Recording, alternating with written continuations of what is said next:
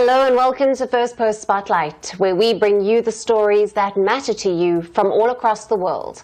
From breaking news to the day's biggest controversies, we shed light on issues that shape our world.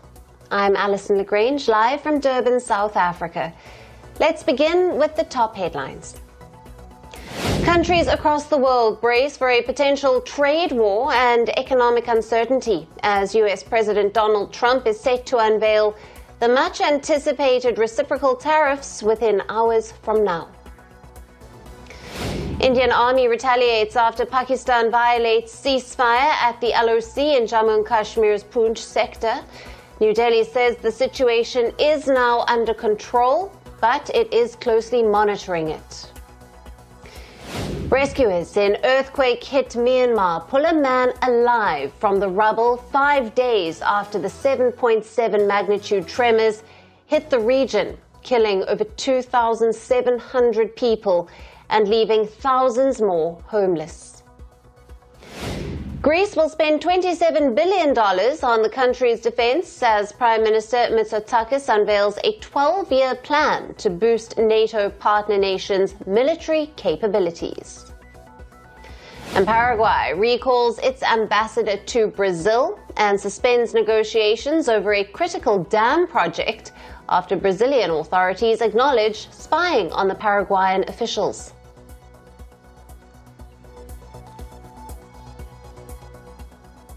Hello and welcome.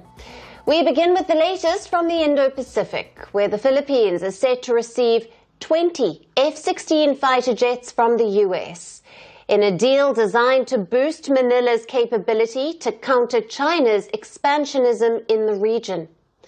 The US State Department approved the possible sale of 20 F-16 jets. After the approval of the US Congress, the fifth-generation fighter jets will be added to Manila's defense arsenal.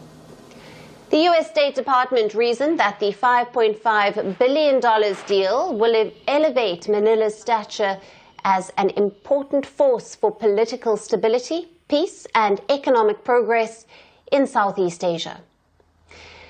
Now, the deal has obviously irked China. Beijing reacted to the deal by accusing the U.S. and the Philippines of threatening regional peace.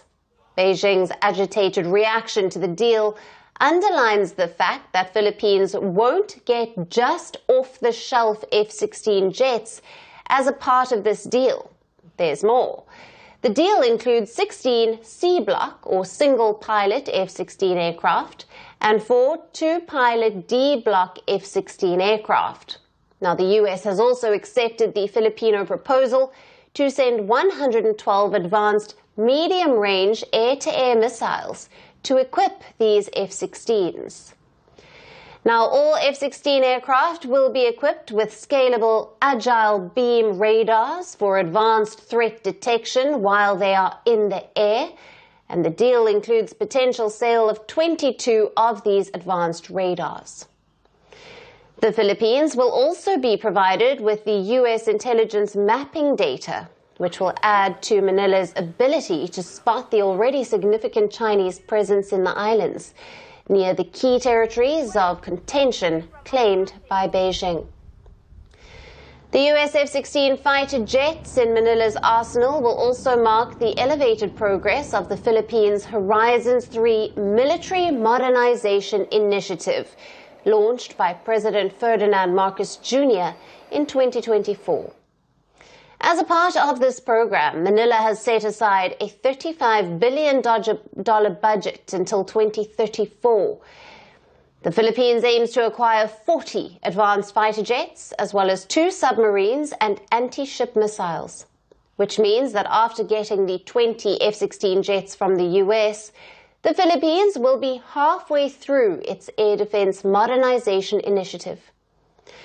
The F-16 deal also comes shortly after U.S. Defense Secretary Pete Hegseth's visit to Manila, during which Washington asserted what it called its ironclad commitment to defend the Filipino interests in the wake of growing Chinese assertiveness. President Donald Trump talks about often and demonstrates we will achieve peace through strength. We do not seek war. We seek peace, but those who long for peace must prepare for war.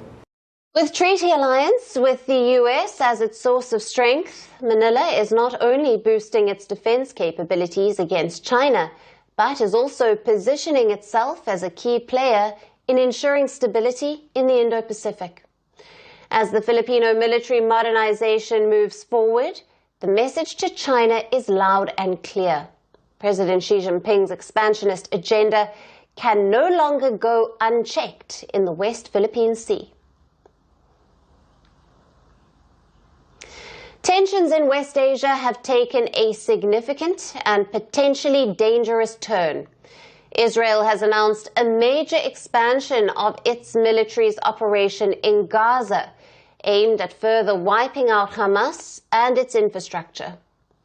Israel's Defense Minister Israel Katz said the fresh operation aims to crush and clear the area of terrorists and terror infrastructure. This development also includes the seizure of large areas of land that will be incorporated into Israel's security zones.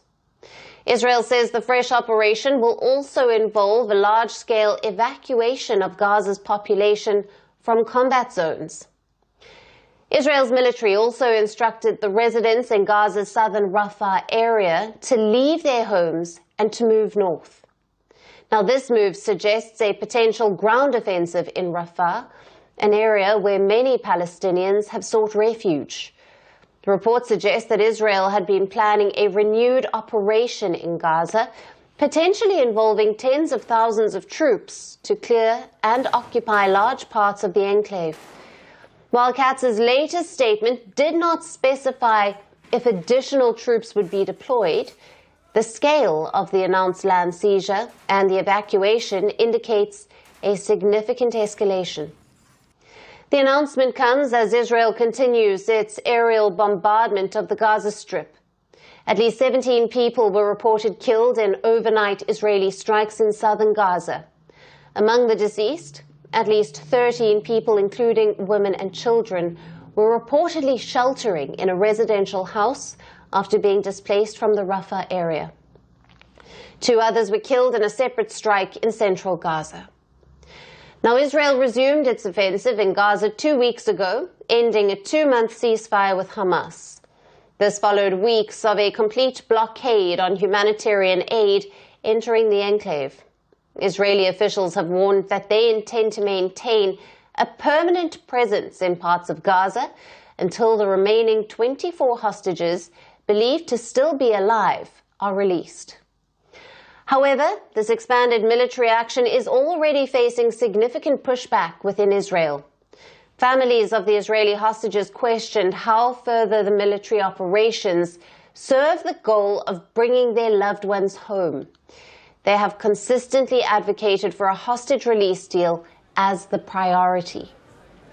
Meanwhile, diplomatic efforts to revive a ceasefire continue. Egypt and Qatar have intensified their mediation in recent days. Hamas reportedly has agreed to a new Egyptian proposal on Sunday, and Israel responded with a counter-proposal on Monday. According to a Hamas source, the Egyptian proposal would see the release of 5 hostages in exchange for a renewed ceasefire. The situation on the ground in Gaza remains dire, with hundreds of Palestinians reportedly killed since the resumption of hostilities. The United Nations has warned that food supplies are rapidly dwindling, and the announced expansion of Israel's military operation raises serious concerns about further civilian casualties, displacement, and the already critical humanitarian situation in Gaza. And moving on to the West Asian country of Turkey, where a face-off broke out between social media giant Meta and the Erdogan government, following the recent protests over the arrest of the former Istanbul mayor, Ekrem İmamoğlu. Now, the US tech giant said that it was fined by Turkey for failing to comply with government orders. Meta was asked to suspend the accounts that were linked to the ongoing protests in the country. Meta-owned Facebook said that it was penalized with a substantial amount, but did not exactly reveal how much. The spokesperson for the company stated that Facebook believes freedom of expression is a fundamental right and that all Meta platforms should be a place where users can exercise this right. The spokesperson further added that Erdogan government's request to restrict speech online have a chilling effect on people's ability to express themselves. Meta also said that the Turkish government threatened to shut down online services in the country. Meanwhile, billionaire Elon Musk-owned X was also asked to suspend hundreds of accounts, which the company had largely complied with. But now the microblogging platform is also fighting these demands in court. Reports suggest that most of these X accounts belong to university-linked activists who were sharing protest-related information. They were also suspended for these activities. Since the 19th of March, the West Asian country has been gripped by massive anti-government protests over the arrest of Ekrem İmamoğlu. He was sent to Marmara jail on charges of corruption on the 23rd of March. Former Istanbul mayor's arrest triggered massive nationwide protests across the country, with clashes between the police and protesters and violence gripping Turkish cities. Hundreds, including protesters and police officers, were injured in the unrest. The government says over 1,800 people have been detained, out of which 260 were jailed pending trial. The opposition and protesters have called İmamoğlu's arrest politically motivated to hurt electoral prospects and to silence dissent, a claim that has been clearly rejected by the ruling Erdogan-led administration. The former Istanbul mayor, Ekrem İmamoğlu, is considered as the biggest election rival of Erdogan. Last year, President Erdogan faced his worst electoral defeat in municipal elections when the opposition CHP won in Turkey's major cities. It also defeated the ruling AK party in its former strongholds. Meanwhile, embattled İmamoğlu was elected as the presidential candidate by the CHP for the major election in 2028, days after his arrest.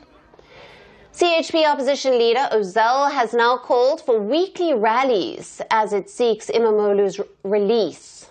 Now, other opposition parties and groups have presented their demands, such as controlling the high cost of living, more freedom to the judiciary, and the release of student leaders who have been detained. Will President Recep Tayyip Erdogan agree to the opposition's demands? Or will Turkey witness more protests and a fiercer crackdown? In our final story today, we shift our focus to Nepal. The former Himalayan kingdom turned constitutional republic is witnessing a strong momentum for a potential return to monarchy. Days after the violent pro-monarchy protests rocked the Nepalese capital, the country's ruling coalition, led by Prime Minister KP Sharma Ali, has called for the arrest of the former king, Gyanendra Shah. Now, the unanimous call to arrest the erstwhile constitutional monarch came after a key meeting in Kathmandu, in which the ruling alliance vowed to defend Nepal's democracy from what they described as an organized attempt to dismantle it. Politicians from a total of 9 key Nepalese parties also underlined the country's long struggle for democracy to overthrow the monarchy in 2008 and described pro-monarchy protests as anti-constitutional. Prior to the meeting, Prime Minister KP Sharma Ali addressed the Nepalese parliament and condemned last Friday's pro-monarchy protests as riots in which 3 people were killed.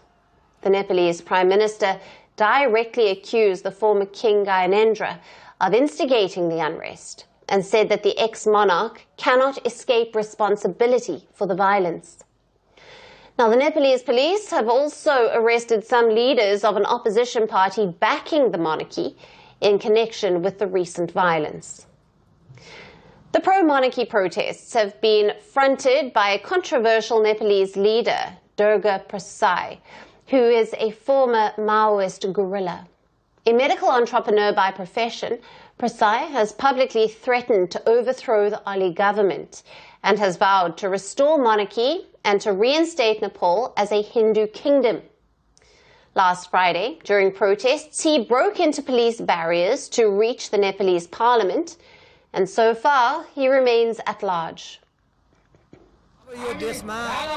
We need the country to return to monarchy and the king to come back because the political parties and system have failed in the country. When the source is so polluted, the entire system has gotten rotten. Nepal's pro-monarch protests come on the heels of growing sense of political instability and misgovernance. The Himalayan nation has seen 13 governments in 17 years since the abolition of monarchy.